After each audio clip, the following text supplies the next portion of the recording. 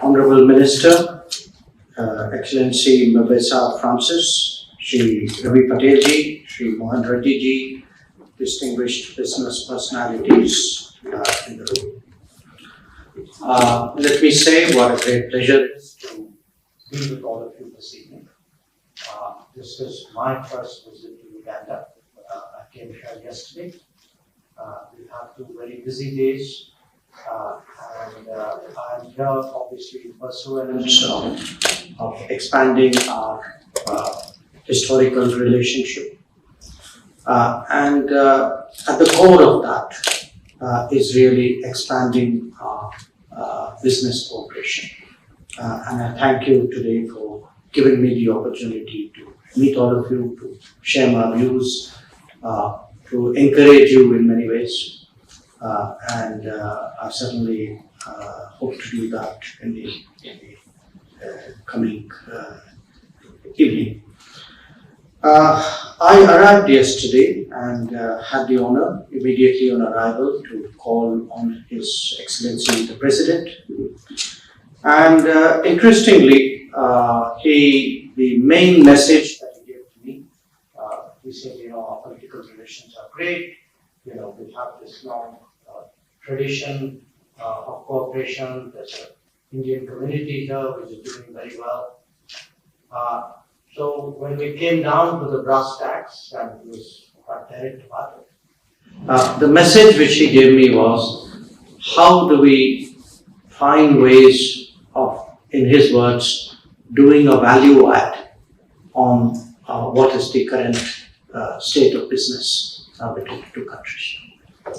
And I think it's a very, very pertinent point because if we look at the state of the economies of India and Uganda, what is clear is that at both ends and in the world, there are a lot of changes going on. And the challenge for us is really to capture those changes. And harness it for the benefit of our respective economies. The gentleman here was very kind enough to give you my data, my curriculum vitae. I thank him for it. There was a little bit which he did not mention. I thought in the present gathering it's appropriate I mention it, which was after I did about 4 decades in diplomacy and before I joined politics, which was about 4 years ago. I did a year in business. I did a year in business as in Tata Sons as the president of their global affairs, global strategy. And I mentioned this to you because the perspective that I bring to bear on this relationship is actually greatly enriched by that exposure, the hands-on exposure that I had to business at that time. And I do carry from that period a very sharp realization that at the end of the day, governments may have a lot of goodwill for each other. We may reach, every visit has nice sounding outcomes and good communities, but finally where the rubber hits the road, it's all about business. Good relationships, strong relationships need in some form or the other to reflect that in terms of numbers. So a large part of my endeavors during this visit and when I go back to India would really be to see how is it that we can expand those numbers, what are the new opportunities that are coming up, what are the areas perhaps we have not looked at, what is it we can do differently, what is it we can do better. And this is where obviously your partnership, your contribution, your interest is very significant.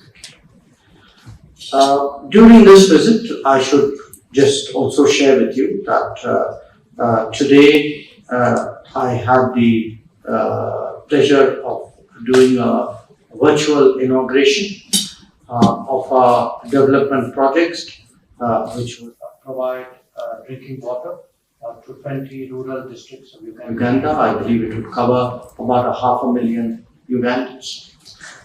Tomorrow, I will be joining the Defence Minister and the Ugandan leadership at the inauguration of the National Forensic Science University campus here.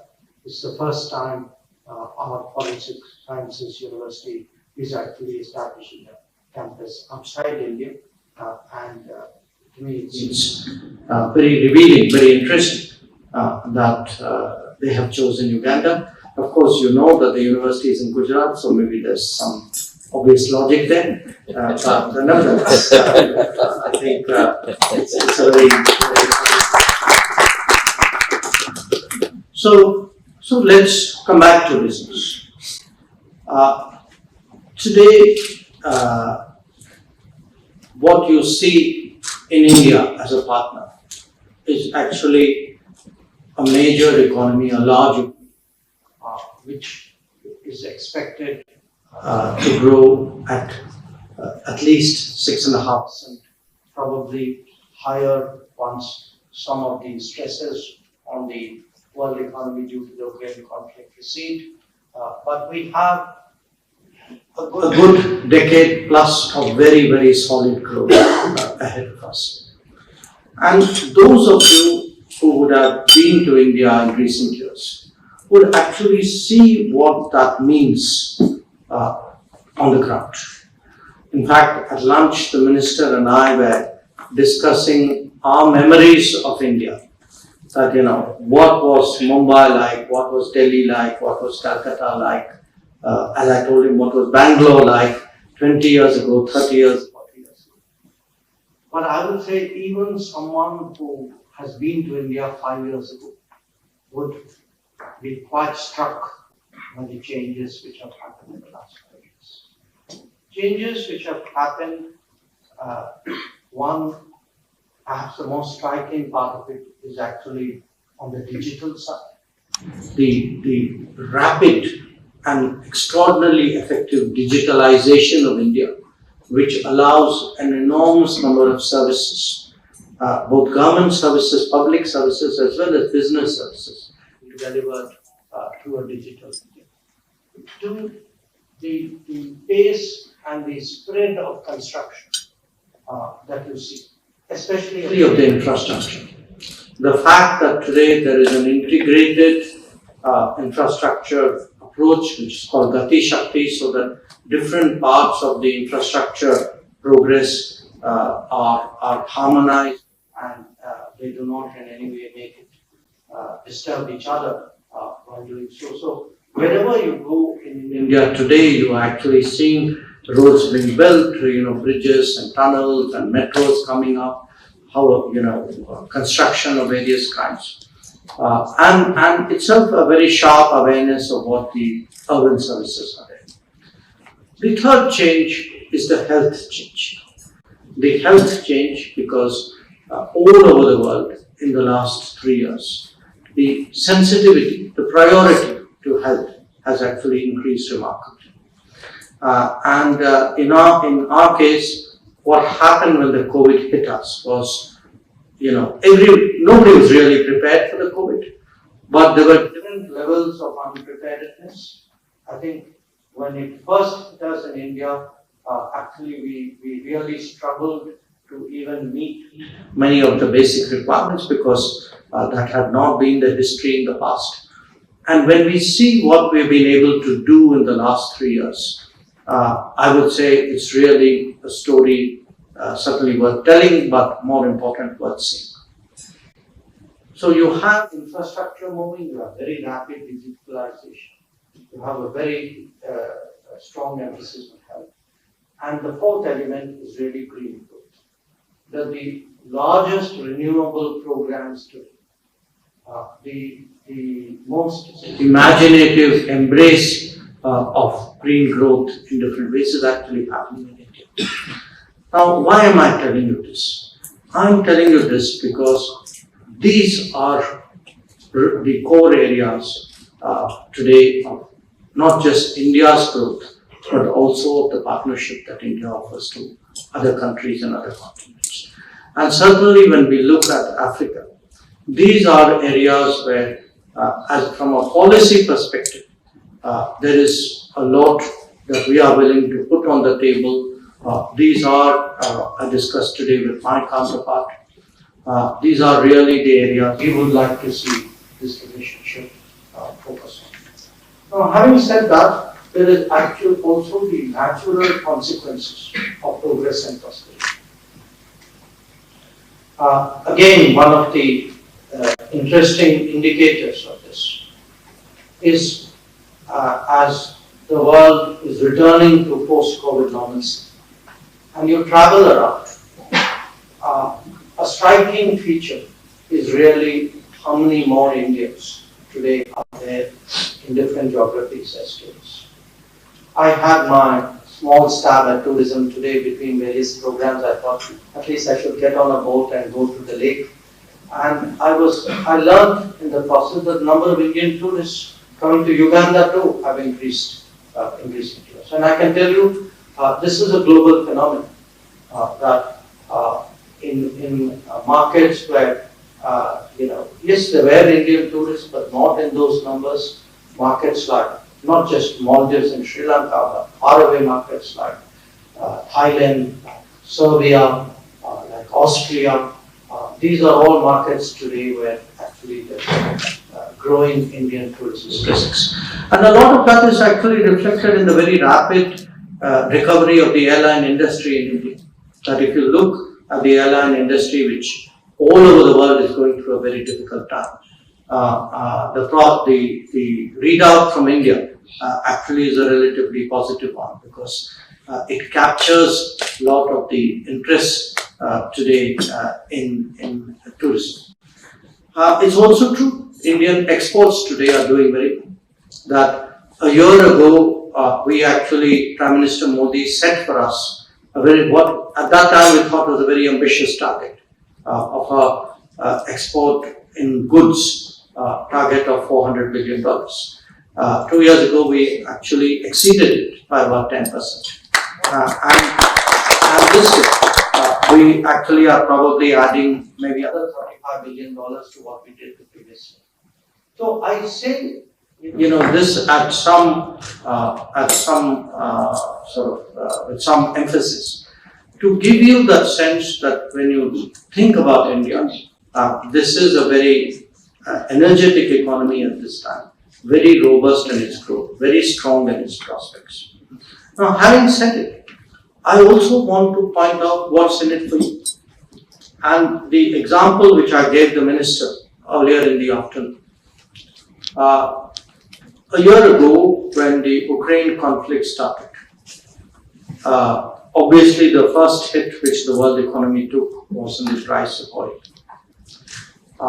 Very soon thereafter, there was a big issue with the price of wheat because the oil prices, of course, was a more complicated issue. The wheat was a direct outcome of the lack of exports from Ukraine, which was a big exporter of wheat.